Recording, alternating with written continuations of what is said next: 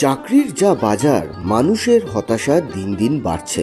সরকারি হোক বা বেসরকারি, বেকারত্বের ঠেলা যত দিন যাচ্ছে ক্রমশই মানুষের দুশ্চিন্তা বাড়াচ্ছে। এই মুহূর্তে দাঁড়িয়ে তাই দিশাহীন মানুষকে পথ দেখান যে দেবদেবী, আমাদের আরাধ্য তারাই। কিন্তু এটা কি জানেন যে চাকরির বাজারে হাজারো মন্দা এলেও সার্ভিস কালীর কাছে মানত করলে সব আশা পূরণ হয়। সার্ভিস কালী, কালীর এ কেমন রূপ তাই তো ভাবছেন বন্ধুরা? তাহলে শুনুন এ এক অবিশ্বাস্য বিষয়। সার্ভিস কালীর অধিষ্ঠান বাঁকুড়া জেলার সোনামুখীতে। তাই সার্ভিস কালীর কাছে আসার জন্য সোনামুখীর মানুষের ঢল নামে সেখানে প্রতিদিন। 82 বছরের পুরনো বিশ্বাস, যার গভীরতা অনেক। তবে কেন নাম সার্ভিস কালী, সে এক অন্য ইতিহাস।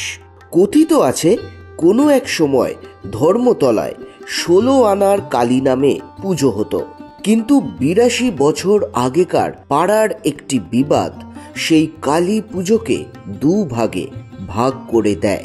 স্থানীয়রা বলেন সেই সময় এক পরিবহন ব্যবসায়ী বাসের রুট পারমিট সংক্রান্ত সমস্যায় একেবারে জরাজীর্ণ ছিলেন। তাই তিনি নতুন করে পুজো চালুর মানত করে আসেন। তবে অদ্ভুত, দেখা যায় পুজোর পরই মিটে গেল তার সেই সমস্যা। এই চমকপ্রদ কাণ্ড নিমেষের মধ্যে ছড়িয়ে পড়ে, হাওয়ার বেগে ছড়িয়ে পড়ে কালীর মহিমা। ক্রমে বিষয়টা এমন দাঁড়িয়ে যায় যে একের পর এক বেকার যুবক সেখানে আসতে শুরু করেন। বিশ্বাস, যারা চাকরি বা ব্যবসার সঙ্গে জড়িত তারা যদি কোনো সমস্যার মধ্যে পড়েন তখন এদের শান্তি দেন সার্ভিস কালী। সার্ভিস কালী জাগ্রত, তাই শুধু বাংলার মানুষই নয়, সার্ভিস কালীর কাছে চাকরি এবং ব্যবসার সমৃদ্ধির জন্য আসেন নানা রাজ্যের মানুষ।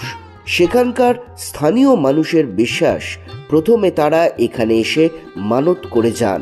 ভক্তি ভরে মানত করলে আশা পূর্ণ হবেই। তারপর মানত পূর্ণ হলে তখন আবার তারাই এসে পুজো দিয়ে যান। এমনকি বহু উদ্যোক্তা রয়েছেন যাদের জীবনের বহু বাধা কেটে গিয়েছে এবং তারা নিজের স্বপ্ন পূরণ করতে পেরেছেন। মনস্কামনা পূরণ করে দিয়েছেন সার্ভিস কালী।